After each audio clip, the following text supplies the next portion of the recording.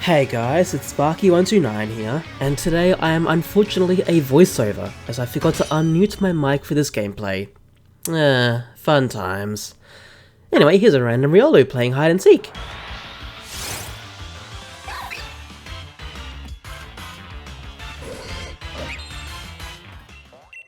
So what I'm here to do is show you how I got the Galarian legendary birds from the Crown Tundra DLC in Pokemon Sword.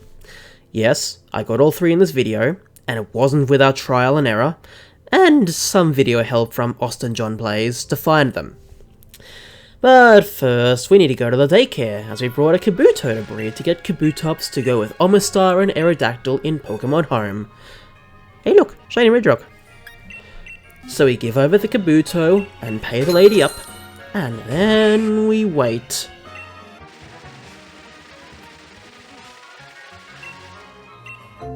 Once we receive the egg, we put Kabuto back into the PC, ready for home again. We put Queenie in the front, you know, our Vulpix, with a smoke ball, just in case, before making our way to the giant tree in the Crown Tundra. Now, as far as I'm aware, this scene plays whenever you unlock this part at any time, and since this was my first time this far south, I had no idea where I was going. So I went the long way around.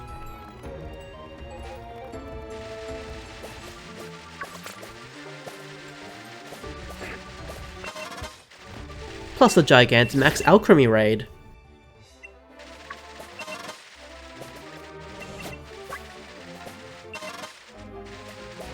Now here is the scene that plays when you first go to the tree in its entirety.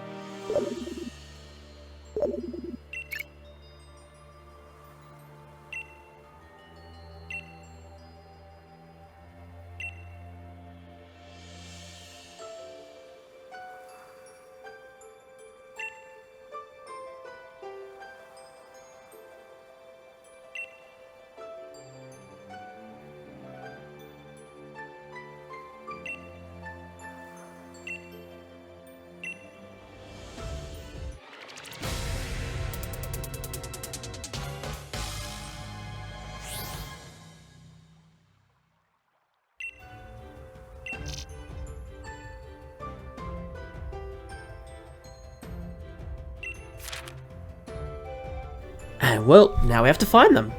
Since we know the purple bird went towards the icy mountains, we went to find that one first. Now, surprisingly, even though this one was first for me, it was the most difficult for me to find. Well, I might have gone a different direction from what I was intended to do, but eventually I got the timing right to find it flying up the mountain. Now here's me seeing it and still missing it entirely. Enjoy!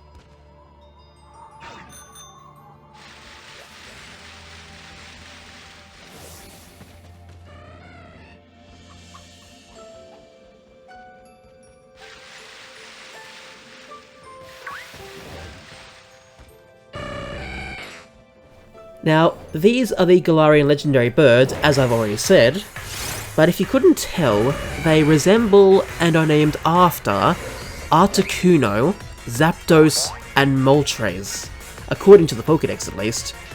And the first one we are catching is the purple one, which is so-called named Articuno. Now for named Galarian Articuno.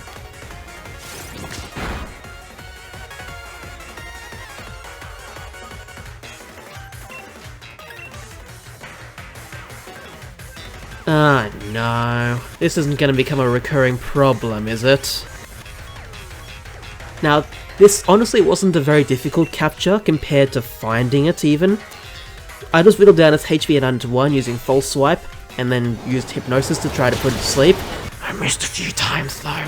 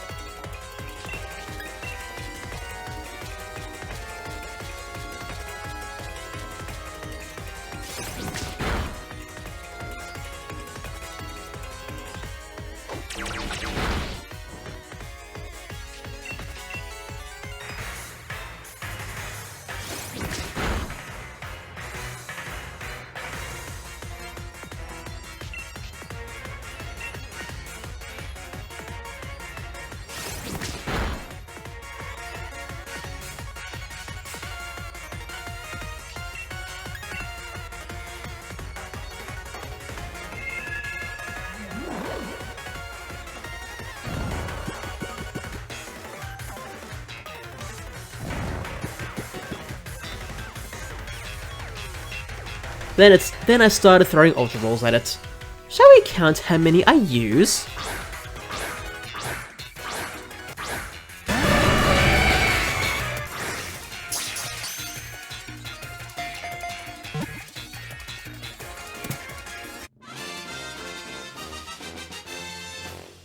Yep, 6 Ultra Balls with a critical capture to finish it. And here is the Pokédex entry. Its Pokédex entry says, its feather-like blades are composed of psychic energy and can shear through thick iron sheets as if they were paper. Now Articuno is ready for Pokemon Home. Time to head back to the Isle of Armor to find our next one. Well, as I have no idea how to battle any of them, well, this one I just followed the entire way trying to catch up to it. To no avail.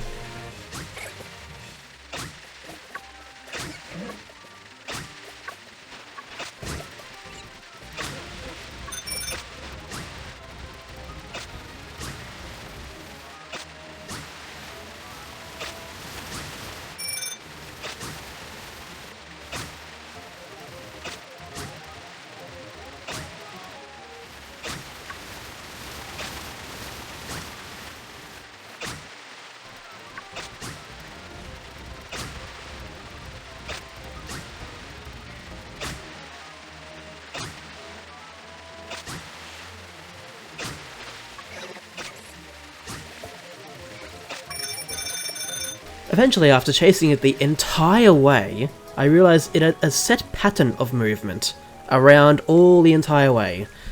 So I just sat in one spot waiting for it to come back around. And waited, and waited, and waited.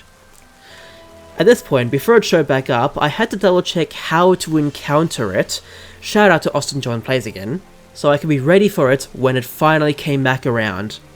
And soon it did.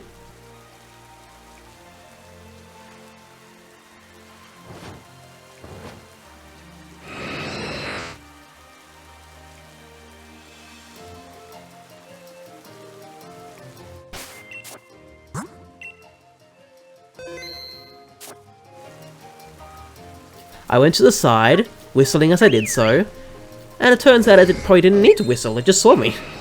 And now, the battle begins. Well, same thing as Articuno, honestly. I needed to whittle down its HP down to 1, put it to sleep, chuck balls at it, you know, the usual. Well, some things don't stay the same, like the catching. And some things do. But I did catch it all the same.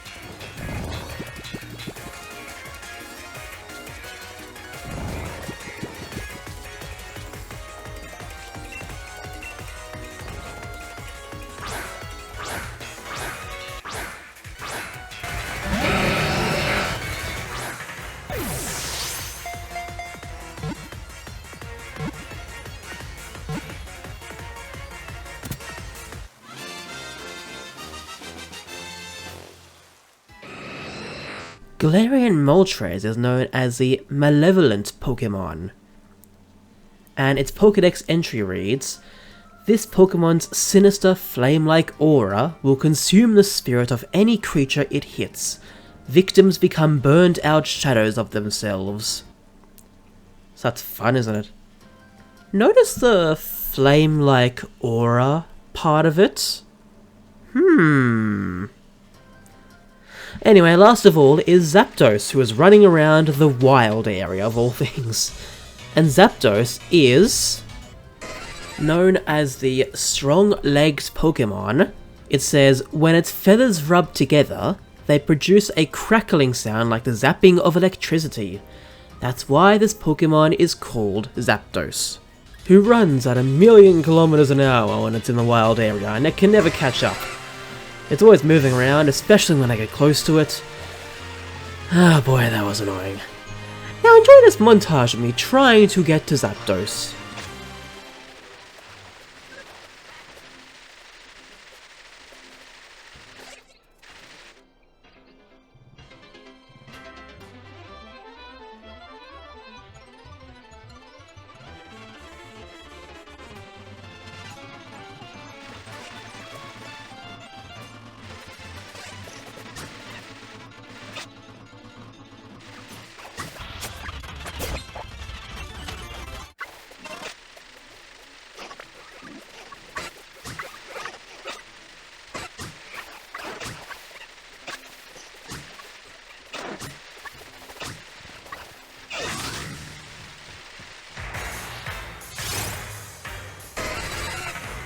And the same thing was needed to catch Zapdos as with the previous two, except this time it was made a little bit harder.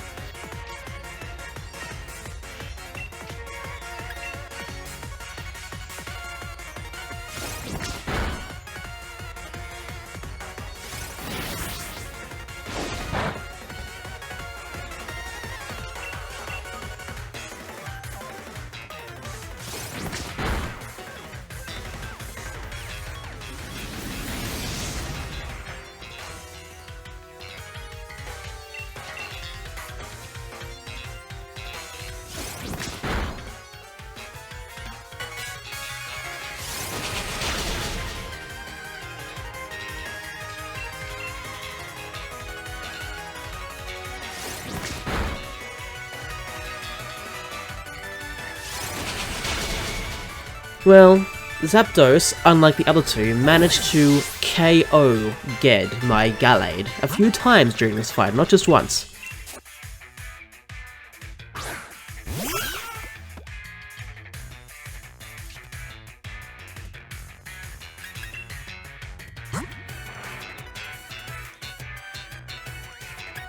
I had to keep max reviving it while bringing other Pokemon out, but ultimately it got caught without having to put it to sleep. Well, here you are.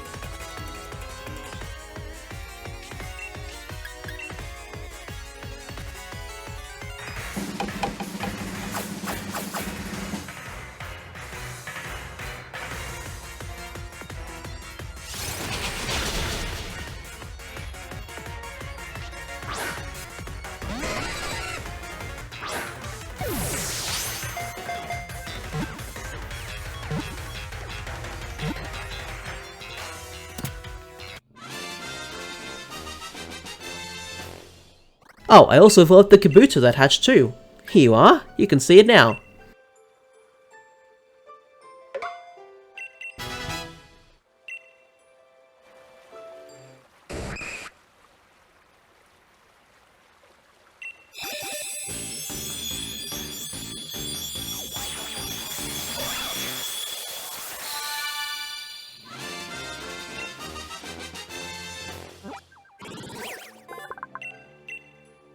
And there we go, the last of the Kanto Pokemon needed from Sword. For more Kanto Pokemon, we need to go to other games, but for now, next episode we can start getting Johto Pokemon that we also might need. We've already gotten all the ones from the main Sword and Shield game, though there's some in the DLC that I've missed. So, enjoy this quick montage of Pokemon Home, and I'll see you next time. Bye bye!